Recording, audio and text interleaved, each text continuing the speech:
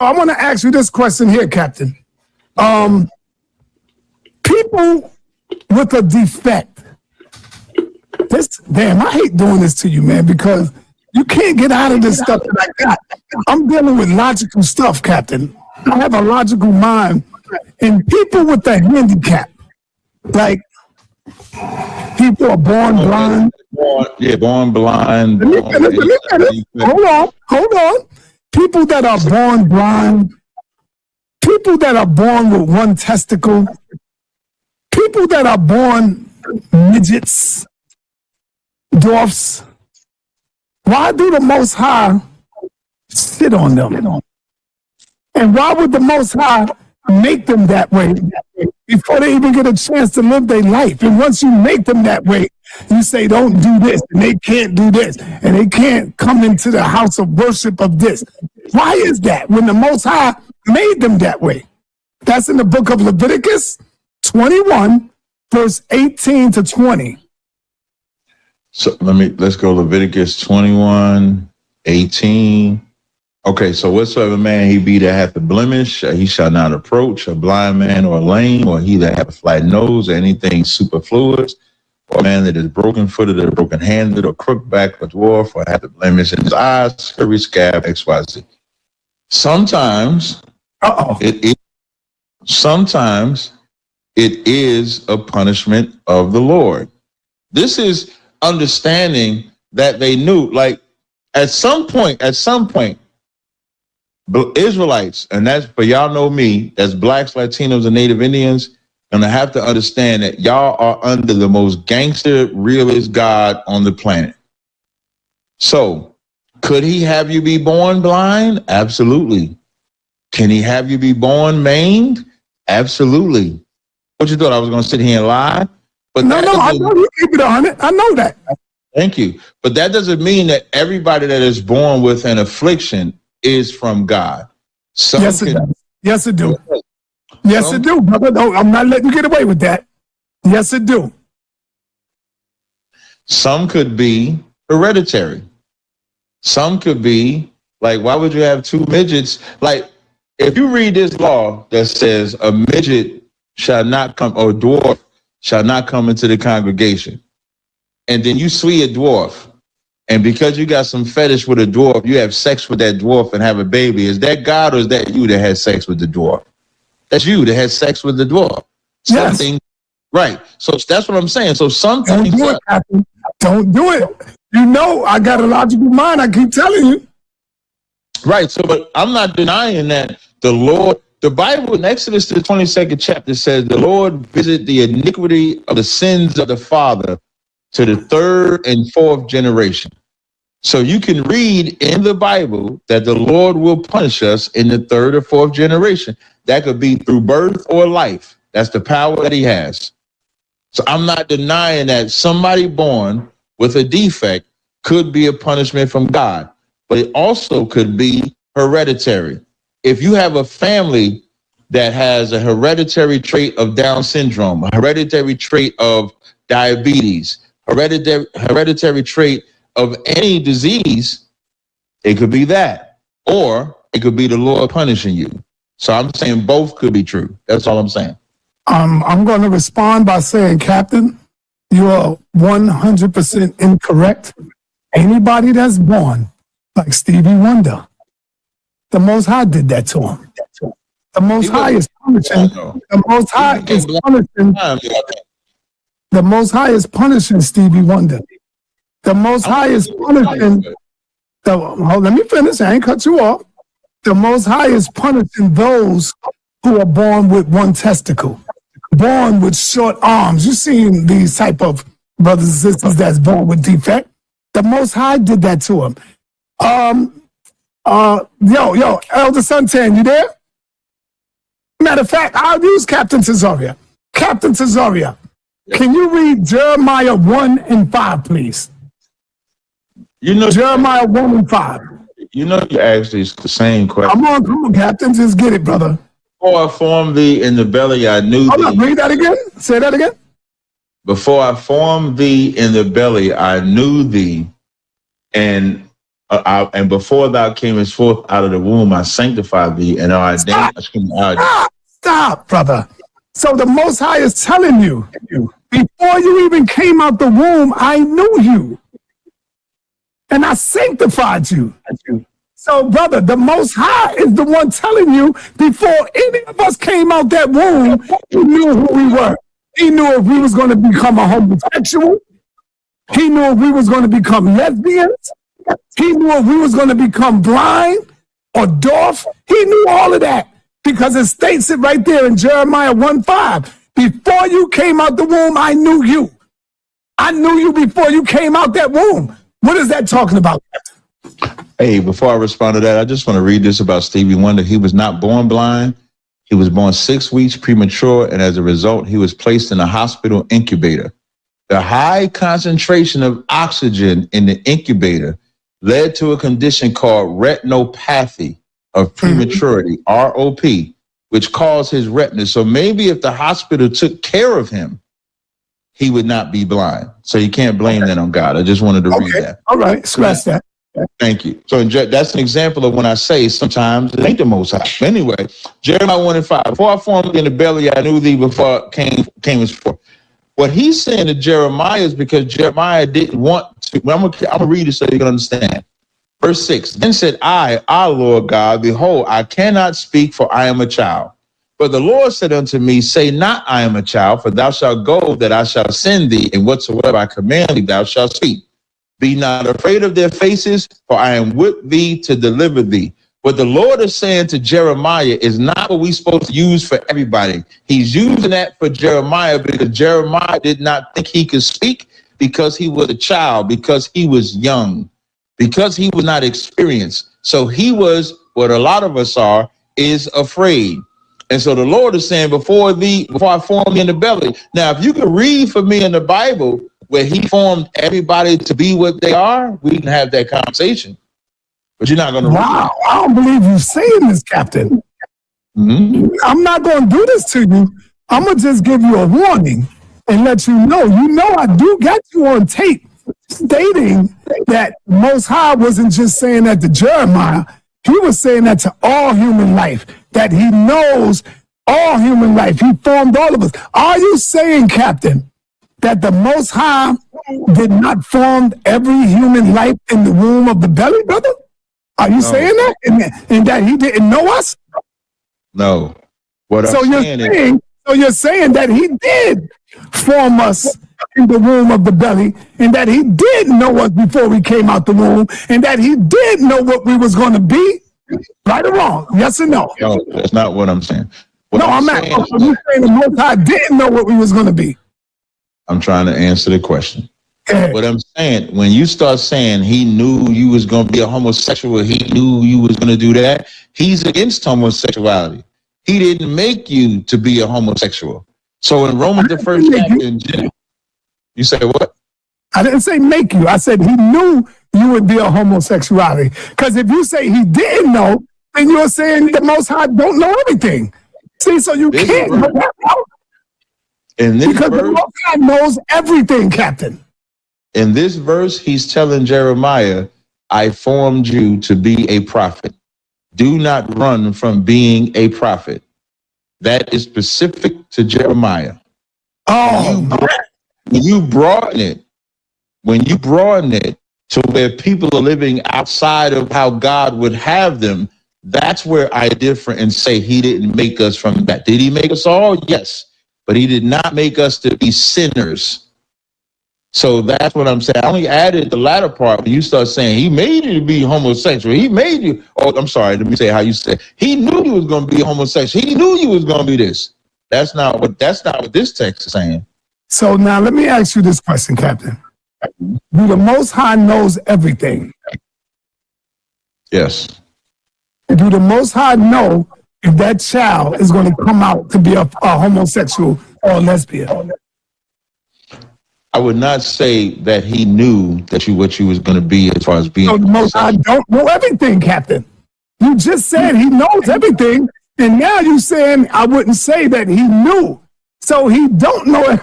I'm gonna be humble, man. You my captain, man. No, man, no, because don't do that. Don't do that. Nah, man, you my friend, man. I don't want to do this. See, because an apostle will say, then I must not be your friend. You got to attack me the same way you would attack everybody else. But you're failing right now. That's right. You're dropping the ball right now. Either the Most High know everything or he don't. So let's try it again. Do the Most High knows everything, Captain? Yes. Do the Most High know if that baby's going to come out to be a homosexual or a lesbian? So you asked that question. The reason why I said no is because when you say that, and the reason why I always brush back on it, here's a better way to ask, the better way for me to respond. Yeah. The Most High did not make you a homosexual. So like the Most High made Jeremiah a prophet. We see Jeremiah is afraid to be that prophet. And so the Most High says, before I formed thee in the belly, I knew thee. Before thou camest forth out of the womb, I sanctified thee. So when you say, well, when they're homosexual, nobody is born homosexual. Homosexual does not happen from birth. Homosexual happens from molestation. 95 to 97% of the people that are homosexuals, when you talk to them, they'll tell you that they were molested. So I would tell you that no, they were not born homosexual. Science tells you that you're not born homosexual. Science tells you that your upbringing is how you're homosexual. So no, I would disagree with that argument because now that's a lifestyle that you're talking about. So that's why I say that no, you're not born a homosexual. You're not born that way. Life makes you that way. That's the difference. So when you say you're born homosexual, that's saying that he was born as a homosexual from birth. So whether if he was molested, he wouldn't be homosexual. But most of us that are not, all of us that are not molested, we're straight men. We're straight women. It's only when you're molested that they have that lifestyle of homosexuality. That's why I say that. All right, Captain. Right now, I would like for you to get Captain John 1, verse 3. I thought you were going to say John 1 and 9. John 9 and 1. John 1, verse 3? Yes. Yeah. Okay. It says, all things were made by him. Jesus Christ. All things were made by him, and without him was not anything made. Anything made that was made. Can you say that again? Say that again, please. All things were made by him, and without him was not anything made that was made. So you do agree that homosexuality was man-made, right? Was made? Homosexuality was fornication. That was a man's thought. That's not God or Christ. Was it made? Homosexuality was made? It wasn't made anything more than Madison Square Garden was made. Answer the question, brother. You on trial. No, I did. I said it wasn't made anything more than Madison Square Garden, than a basketball, than a vehicle. All those things was made by man's mind. Does it? So you're saying God didn't create everything? In John 1 and 3, when it says all things were made by him and without him was not anything made, that's not talking about what we created. That's talking about what God created. All praise to Shalom, shalom, Israel. First and foremost, I want to give all honor, glory, and praise unto YAHAWAH, YAHAWASHI, Ba'ashem Rakwakwadosh. Double honors to the elders and apostles, great millstone. Shalom to my AHPARYAM, who are diligent, waiting to be delivered from this final captivity, as well as the speckled bird that may look like the other nations, but are actually Yasharallah. This is Brother Kawakab coming at you with another lesson. Today's this was a long start. A long starting video, but I think that it's very important that you hear all that I heard, because I don't want you to think that, oh well, he actually just he answered the question later on in the thing. No, it's like it's very clear that he did not answer, or he did not want to answer it. And I want to start off with this because where is it? It's I did a similar lesson on this before. Mark chapter 8 verse 38.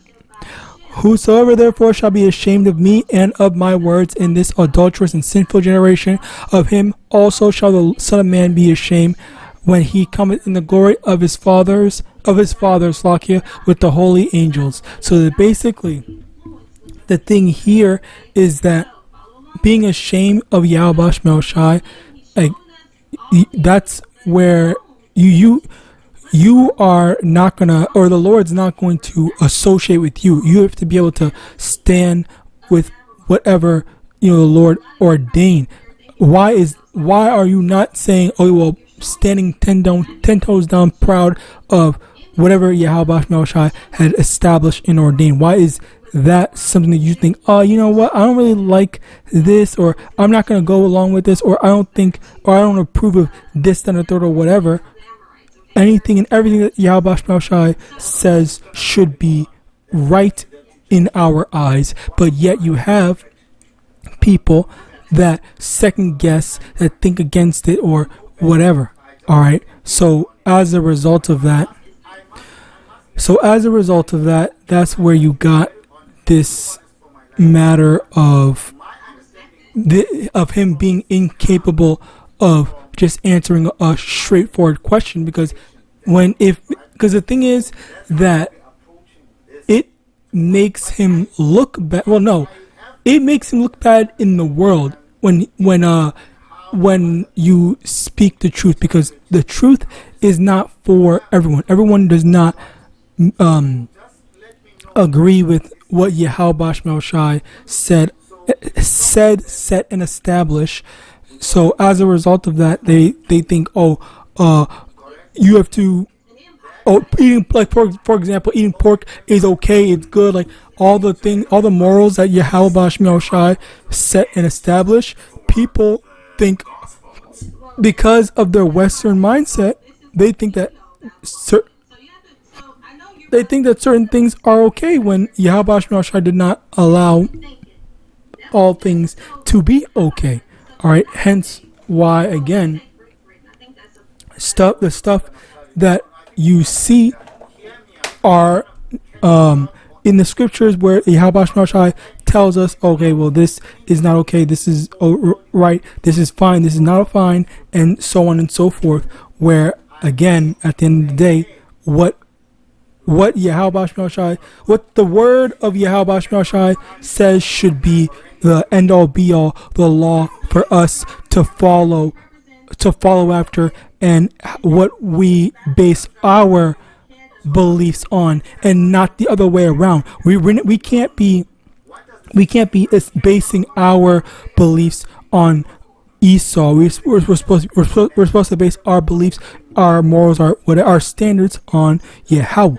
All right. So as a result of that, that's where you got stuff like this. Now, getting into the things that he actually said, which was bear with me. Oh yeah, here. So the thing here is that the guy Sonetta was talking about how are these people born a certain way? All right, they're born like they come out the womb being a certain way. Like what where does that come from? How is that the things that is the thing? All right, where let's actually start off with this. John chapter 9 verse 1, and Yahawashi passed by, and he saw a man which was blind from his birth. All right, so over here now, where is the thing? Where is the stuff that Slakia? It says a man that was born blind. He was blind from his birth. Where does that come from? How is he blind from his birth? Or why would the Lord allow someone to be born blind if they didn't do anything? All right, so now it goes back into where that judgment comes, why that judgment befalls certain people, and who is the source of of deserving said judgment. All right, which the reality of it is that they are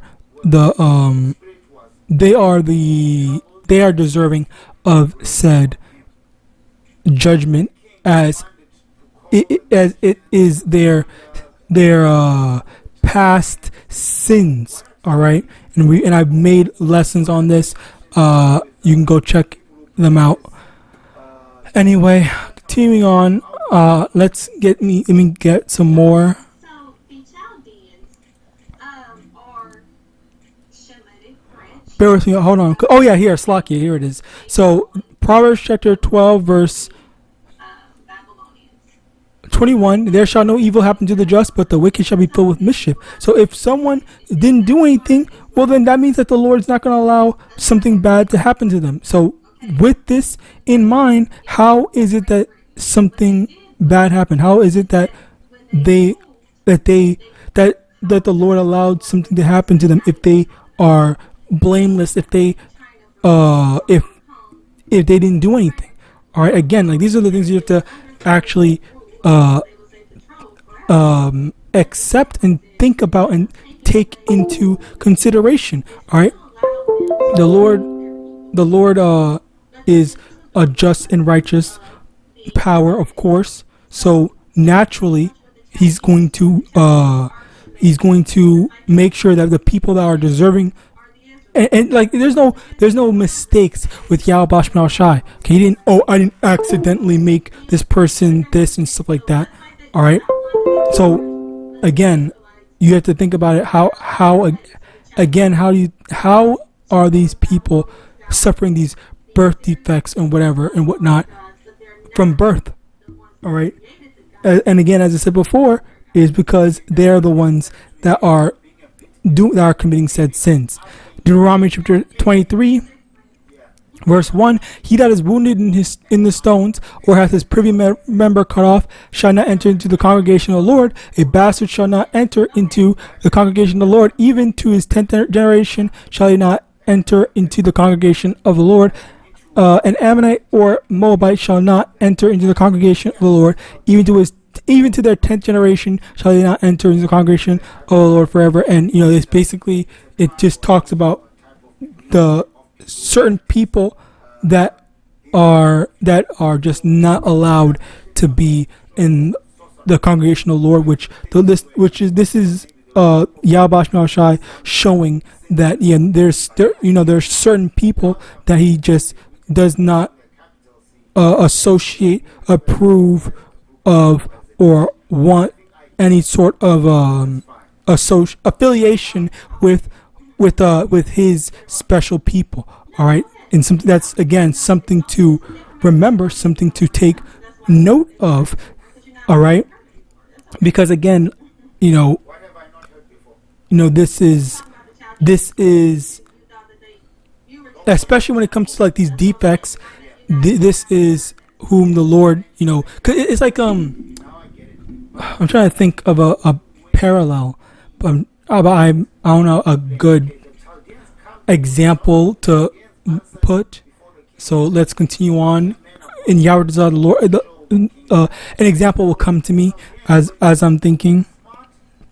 But basically, the main thing is that Numbers chapter 14, verse. Oh, okay, here. Numbers 14, verse 18. The Lord is long suffering and of great mercy, forgiving forgiving iniquity and transgression, and by no but Slakia. Numbers 14, 18.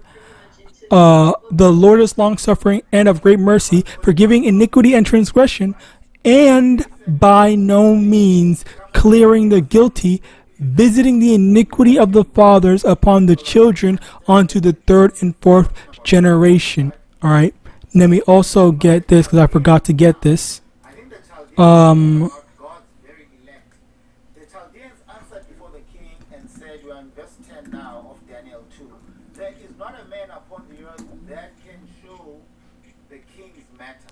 Ezekiel There is no king, Lord, chapter 18 verse 4, behold, all souls are mine, as the soul of the Father, so also the soul of the Son is mine. The soul that sinneth, it shall die. All right. So what type of conclusion are you able to glean from that? All right. Do you understand like the thing, or how is it that we have such a seeming contradiction where it says that in Ezekiel 18:4, the soul that sinned, it shall die, or where the soul, the Father is not paying for the Son, and the Son is not paying for the Father. All right, but yet over here it says that visiting the iniquity of the fathers upon the children onto the third and fourth generation. All right, hence why, again, this is what's the word? This is how judgment with YAHAWAH is brought out. All right, Amos chapter 3 verse 6, shall a trumpet be blown in the city, and the people not be afraid?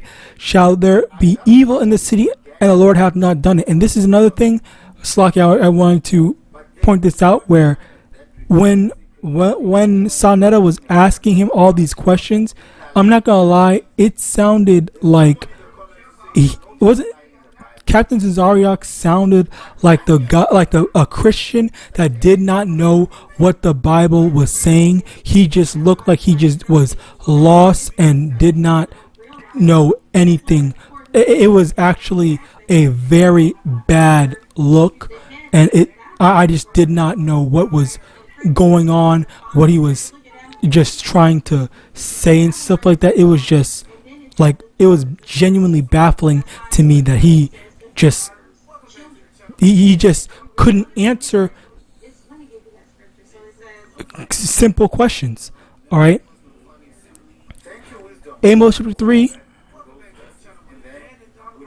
verse 6, shall a trumpet be blown in the city, and the people not be afraid? Shall there be evil in a city, and the Lord hath not done it? All right, so that's another thing here where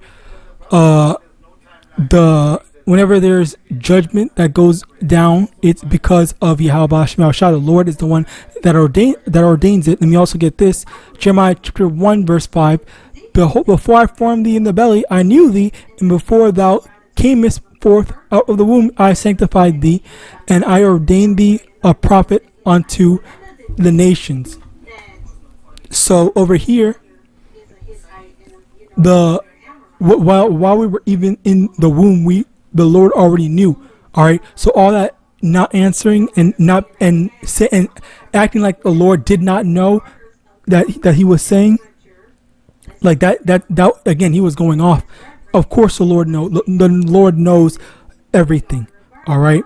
So continuing on, Proverbs 16 verse 9: a man's heart deviseth his ways, but the Lord directeth his steps. Slakia. So again, we see here that when it comes to the ways of men, the Lord does have or does guide us. But while he does guide us, let me also get this. They're not like Virginia. They're not the father. They're the children of Babylon. So all of these Zechariah. it let us know that you're followers of Babylon. Babylon is the Zechariah chapter I'm trying to tell everyone. 1 verse 15, and I am very sore displeased with the heathen that are at ease, for I was but a little displeased, but they helped forward the affliction. So basically, Esau You can worship. Joshua said, takes things and makes things several times worse. He pushes it to the limit and tries to go above and beyond what is talked about that. ordained and established. All right, but even with slavery, even though the Lord was like, damn, like that's way worse, all right, than they should have done. All right, but yet still, Someone like myself is here to it's judgment at the end of the day. All right, gotta bear with me is judgment at the end of the day. The Lord, make sure that we, In the Bible, we the Chaldeans suffer for the evil that we've done. Now, let me also get this. Let's just acknowledge why do you Um. look for that? Let's acknowledge these 2 super chats from Enjoy until the end. Okay, so actually, instead, I'm just gonna leave it at that. So with that, I pray this lesson was edifying. I'm gonna give all honor, glory, and praise unto Yahawadah, Shem Yahawashi, Shem Kwadash. Double honor to the elders and apostles, great millstone about Baal Shalom.